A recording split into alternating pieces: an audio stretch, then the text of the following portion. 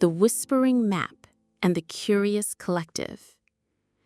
In a valley, cradled by ancient velvet green hills, lay the village of Oakhaven. It wasn't a bustling place, nor was it particularly grand.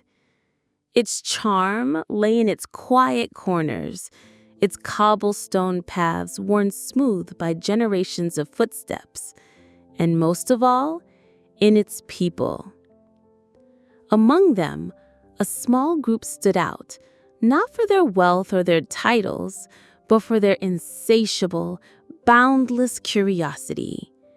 They called themselves the Curious Collective. There was Alara, with eyes like polished amber, who saw patterns in the flight of birds and heard stories in the rustle of leaves. She was a cartographer of the unseen, always sketching maps of her observations. Then there was Barnaby, a gentle giant with spectacles perched on his nose, whose mind was a vast library of forgotten facts and obscure knowledge. He could tell you why the moon sometimes looked orange, or the precise number of petals on a daisy. Lyra, nimble and quick, was the group's adventurer, always ready to climb the highest tree or explore the deepest cave, her laughter like wind chimes. And finally, Finn, the quietest of them all, who spoke mostly through his hands, creating intricate models of everything that fascinated him, from the gears of a clock to the spiraling arms of a galaxy. Their days in Oakhaven were never dull. They'd spend mornings debating the true color of the sky at dawn, afternoons deciphering the language of the river, and evenings gazing at the stars, wondering what secrets they held. Their curiosity was a gentle, persistent hum, always leading them to new questions and small, delightful discoveries. One crisp autumn afternoon, as leaves danced in shades of fiery orange and deep crimson, the collective gathered in Barnaby's study. It was a room overflowing with books, scrolls, and peculiar artifacts, smelling of old paper and quiet contemplation. Barnaby, with a triumphant gleam in his eye, carefully unrolled a brittle, yellowed parchment onto his large oak table. "Look at this," he whispered, his voice hushed with excitement. "I found it tucked away in the false bottom of a very old chest, a chest that belonged to my great-great-aunt, who was rumored to be quite the eccentric explorer." The parchment was unlike any map they had ever seen. It wasn't a map of Oakhaven, nor of any known land. It was covered in swirling lines, strange symbols that looked like constellations, and tiny, elegant script that seemed to shift and shimmer in the flickering candlelight. There were no place names, only cryptic phrases like, "Where the sun kisses the stone heart," "The song of the forgotten spring," and "Beneath the watchful eye of the sleeping giant." Alara traced a finger along a faint, almost invisible line. She felt it alive, she murmured, her eyes wide, like it's whispering secrets. Lyra leaned closer, her adventurous spirit already tingling. A treasure map, she guessed, a hopeful smile playing on her lips. Barnaby adjusted his spectacles. "Perhaps, but I suspect the treasure isn't gold or jewels. Aunt Agatha was more interested in knowledge than riches." Finn, usually silent, pointed to a symbol that resembled a stylized tree with roots reaching deep into the earth. "This," he pointed, "matches the carving on the old standing stone on Whisperwind Hill." A collective gasp filled the room. The standing stone on Whisperwind Hill was an ancient landmark, too old for anyone in Oakhaven to remember its origin, often dismissed as just a peculiar rock formation. But Finn's observation ignited a spark. "That's it!" Alara exclaimed. "The supergiant must be Whisperwind Hill, and the stone heart could be that very standing stone." Their curiosity, usually a gentle hum, now swelled into a vibrant chorus. They spent the next few days poring over the map, cross-referencing Barnaby's ancient texts, and making careful observations of Whisperwind Hill. They discovered that at a specific time each day, just as the sun began its descent, a single ray of light would strike the standing stone, illuminating a small, almost imperceptible indentation. "The sun kisses the stone heart," Barnaby quoted, his voice filled with awe. Armed with their combined knowledge and an unshakable sense of purpose, the curious collective decided to embark on an expedition. This wasn't a journey for fame or fortune, but purely for the joy of discovery, to satisfy the gnawing, beautiful itch of their curiosity. They packed light, Barnaby with his compass and magnifying glass, Alara with her sketch pad and charcoal, Lyra with a sturdy rope and a pouch of dried berries, and Finn with a small, intricately carved wooden bird, a good luck charm. Their journey began at dawn, the air crisp and sweet with the scent of pine and damp earth. Whisperwind Hill wasn't far, but the map hinted at a path less traveled, a winding route through ancient woods.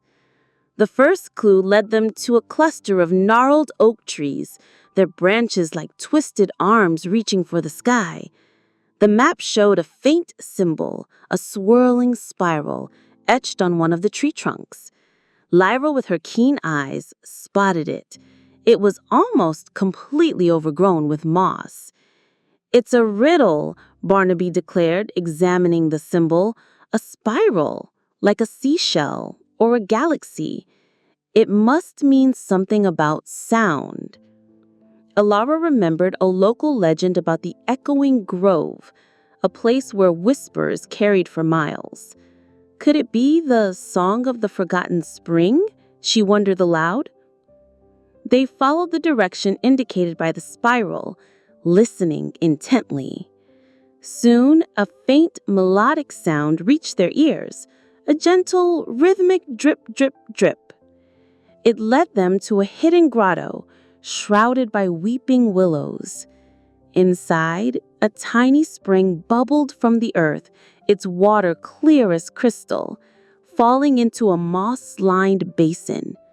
The sound was indeed like a soft, forgotten song. But it wasn't just the sound. As they watched, tiny luminescent spores drifted from the damp rocks, glowing with a soft, ethereal blue. Finn, mesmerized, carefully collected a few on a leaf. "They pulse," he whispered, his eyes wide. The map had another symbol near the spring, a series of dots forming a constellation they didn't recognize. Barnaby, ever the scholar, consulted his star charts. "This isn't a constellation visible from Oakhaven. It's too low on the horizon, or perhaps it's only visible at a certain time of year or from a different latitude." Alara, however, had a flash of insight. What if it's not a constellation in the sky, but on the ground? She looked at the pattern of the glowing spores Finn had collected, like a map of the light itself. They spent hours observing the glowing spores, realizing they formed shifting patterns on the grotto floor, patterns that mirrored the strange constellation on the map. It was a map of light, guiding them further into the unknown. Their path then led them deeper into the woods, where the trees grew taller and closer, forming a natural canopy that filtered the sunlight into dappled patterns on the forest floor. The air grew cooler, carrying the scent of damp earth and ancient wood. Suddenly, Lyra stopped, pointing to a patch of ground. Look! Beneath a massive, ancient redwood, the earth was covered in what looked like tiny, intricate gears made of polished stone. They were embedded in the soil, almost like a natural clockwork mechanism. The map had a symbol here, 2 interlocking circles. Barnaby knelt, examining the stone gears. These aren't natural formations, he declared. They're incredibly old and perfectly aligned. He noticed a faint inscription on one of the gears, a single word in an ancient language. Harmony. Alara, sketching furiously, noticed how the light filtering through the... Part 2. The Celestial Echo. Months turned into a year. The curious collective continued their daily routines in Oakhaven, but their minds were never far from the silver-leafed tree and the cosmic pool. The memory of the celestial reflections fueled their individual pursuits, each member delving deeper into their chosen field, seeking to understand the profound truths they had glimpsed. Alara, no longer content with mapping the known world, began to chart the unseen currents of energy she felt in the air, the subtle shifts in light that hinted at hidden dimensions. Her sketches became less about physical landscapes and more about the intricate dance of forces.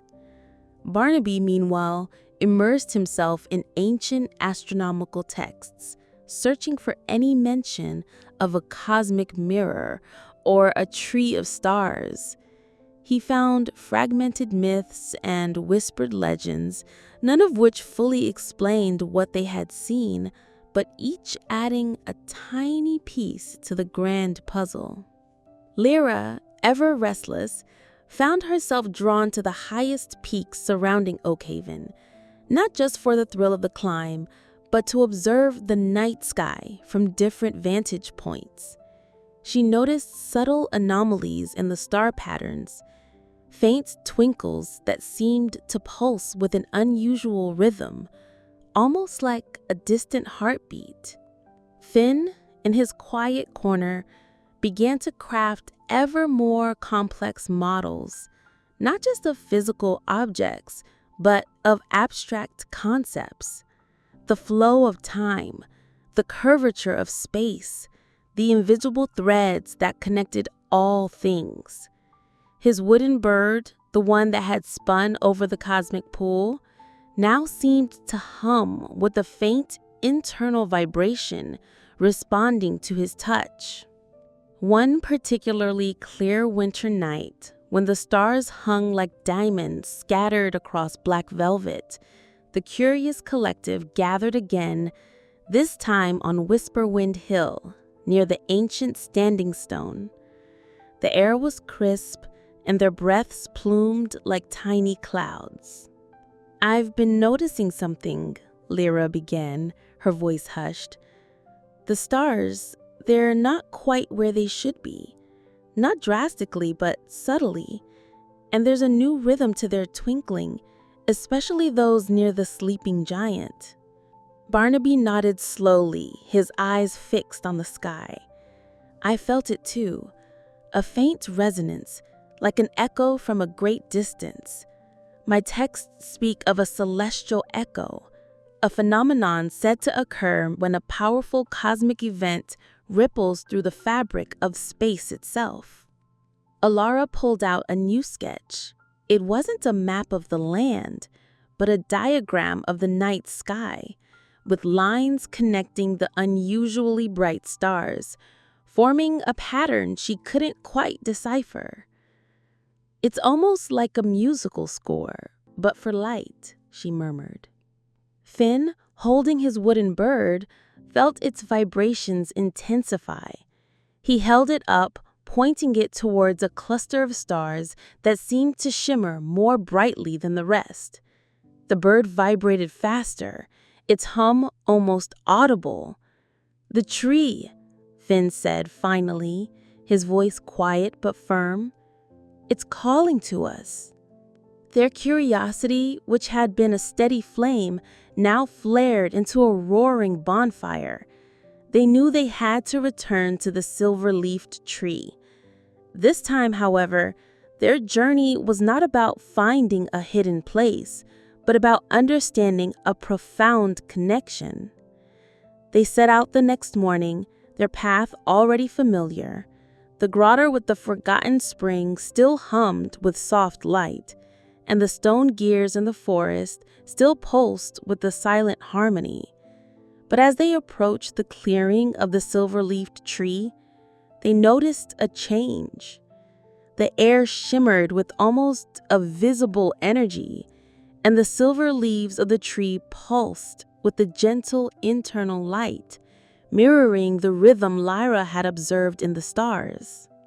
As they stepped beneath the spiraling branches, the cosmic pull was no longer just reflecting distant galaxies. Now, the reflections were clearer, sharper, and more immediate. They saw not just static images, but dynamic events unfolding. A distant star being born, a nebula expanding, even what looked like faint, shimmering lines of light, like cosmic pathways. "These aren't just reflections," Barnaby whispered, his voice filled with awe. "They're live feeds. The tree is a conduit, a receiver of cosmic information." Alara, her eyes gleaming, began to sketch the patterns of the cosmic pathways. It's a map, not of a place, but of movement, of how energy and information travel through the universe. Finn, holding his wooden bird over the pool, watched as the bird began to spin rapidly, then slowly, then rapidly again, mimicking the expansion and contraction of a distant nebula reflected in the water. He felt a deep connection, as if the universe itself was speaking through his hands. Lyra, no longer seeking just physical adventure, felt a profound sense of intellectual exploration. She realized that the greatest adventures were not just about traversing landscapes, but about traversing the landscapes of knowledge and understanding. As they watched, a particularly bright, shimmering pathway appeared on the water's surface, stretching from a distant galaxy towards their own. It pulsed with an insistent rhythm, a celestial echo. Barnaby, consulting his ancient texts, found a passage he had previously dismissed as pure myth. When the celestial echo sings and the cosmic path aligns, the veil between worlds thins and understanding blossoms. The veil between worlds, Ilara mused. Could it mean the veil between our understanding and the true nature of the universe? They realized that the tree wasn't just showing them images. It was offering them a deeper connection, a way to intuitively grasp the vastness and interconnectedness of the cosmos. They spent days at the tree, observing, learning, and simply being in the presence of such profound knowledge. They didn't try to touch the reflections or to physically enter the cosmic pathways. Their curiosity had taught them that sometimes the greatest discoveries were made not by grasping, but by observing, by listening, and by allowing understanding to unfold naturally. They learned that the universe was not a distant, cold place, but a vibrant, living entity, constantly communicating. The stars were not just distant lights, but nodes in a vast, intricate network of energy and information. And their own curiosity, they realized, was a tiny yet vital part of that universal hum. When they finally returned to Oakhaven, they were changed even more profoundly than before. Their knowledge was not just academic, it was deeply felt, intrinsically understood. Alara's maps now included the invisible currents of cosmic energy. Barnaby's stories spoke of the universe's grand symphony. Lyra's adventures became quests for deeper meaning in every natural phenomenon. And Finn's models, though still made of wood, seemed to resonate with the very fabric of existence. They continued to visit the silver-leafed tree, sometimes together, sometimes alone, each seeking their own communion with the cosmic echo. They understood that curiosity was not just about finding answers, but about embracing the endless questions, about the continuous journey of learning and wonder. And in the quiet moments of Oakhaven, they knew that the universe was always whispering, always inviting them to listen, to observe, and to continue their boundless, beautiful, curious journey. Years passed, and the curious collective, though older, found their curiosity only deepened with time. Their visits to the silver-leafed tree became less about seeking new revelations and more about quiet communion, a way to recalibrate their understanding of the world. They had learned that the universe didn't reveal its secrets in grand, sudden gestures, but in subtle, continuous whispers, like the slow unfolding of a magnificent tapestry. Alara's maps evolved into intricate, multi-layered works, not just charting physical space or cosmic energy, but the very flow of consciousness and connection. She began to see how the patterns of light in the cosmic pool mirrored the intricate networks of thought within the human mind, and how the celestial echo resonated with moments of profound insight. She started experimenting with different mediums, using luminescent paints and reflective surfaces to create maps that seemed to shift and glow, inviting others to ponder the unseen. Barnaby, now with an even larger collection of ancient texts, found himself drawn to the philosophical implications of their discoveries. He delved into theories of interconnectedness, of the universe as a vast, living organism where every particle played a part. He began to write, not just scholarly treatises, but stories and poems that wove together science and myth, seeking to share the profound sense of wonder he had found. His voice, once gentle, now carried a quiet authority, drawing others into his world of ancient wisdom and cosmic revelation. Lyra, while still possessing her adventurous spirit, found new frontiers within the human experience. She discovered that the same courage and keen observation needed to navigate a thorny thicket were also essential for understanding the complex emotions of people.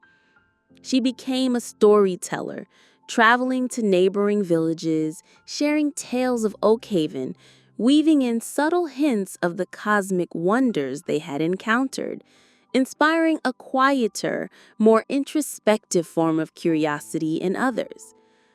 Her laughter still chimed, but now it held the resonance of deep understanding. Finn, the quietest of them all, became a master craftsman of light and sound. His models, once made of wood, now incorporated the glowing spores from the forgotten spring and tiny, intricate mechanisms that hummed with the musical harmony of the stone gears. He created installations that pulsed with light and emitted subtle resonant tones, inviting people to experience the celestial echo in a tangible way. Children would gather around his creations, their eyes wide with wonder, instinctively understanding the language of light and vibration. The curious collective never explicitly revealed the location of the silver-leafed tree to anyone outside their circle. It remained their sacred space, a wellspring of inspiration. But their lives became living testaments to the power of curiosity. They didn't preach or demand belief. They simply lived their wonder. They noticed a subtle shift in Oakhaven. People, once content with the familiar rhythms of village life, began to ask more questions. A baker might wonder about the precise alchemy of yeast. A weaver might contemplate the intricate patterns of a spider's web. A farmer might gaze at the stars with the newfound appreciation for the cycles of the cosmos. The hum of curiosity, once confined to the collective, began to spread, a gentle, infectious melody throughout the valley. One evening, as the sun dipped below the horizon, casting long shadows across Oakhaven, the collective sat on Barnaby's porch, watching the first stars appear. A young child, no older than Finn had been when he first pointed to the standing stone, approached them, holding a smooth, river-worn pebble. "Ilara," the child asked, holding up the pebble, "what makes this stone so smooth? And why does it feel warm even though the air is cold?" Ilara smiled, her eyes twinkling like the first stars. She didn't give a direct answer. Instead, she asked, "What do you think makes it smooth? And what do you feel when you hold it?" The child pondered and then began to describe the gentle flow of the river, the warmth of the sun on the stones, the tiny vibrations they could feel if they listened closely. The curious collective exchanged knowing glances. The tapestry was indeed unfolding, thread by thread, in the hearts and minds of a new generation. They knew their journey of curiosity would never truly end. It was a boundless exploration, a continuous dance with the unknown. And as the night deepened and the stars shone brighter, the valley of Oakhaven hummed with a quiet, beautiful symphony. The celestial echo of curiosity resonating through every soul, forever inviting them to look closer, listen deeper, and wonder without end. Decades passed, and the members of the curious collective, now revered elders of Oakhaven, continued to live lives rich with wonder and discovery.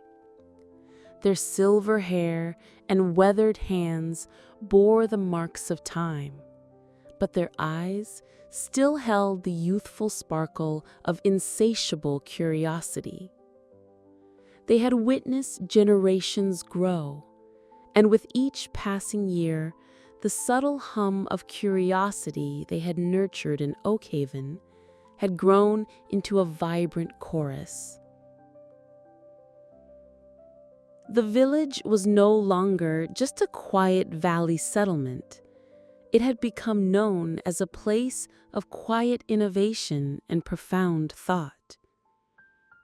Children, inspired by Finn's luminous creations, built their own small, glowing models, experimenting with light and shadow. Young adults, encouraged by Barnaby's philosophical tales, debated the mysteries of the universe under the starlit sky. Lyra's stories had become beloved folklore, inspiring adventurers to seek not just tangible treasures, but the deeper meanings hidden in the world.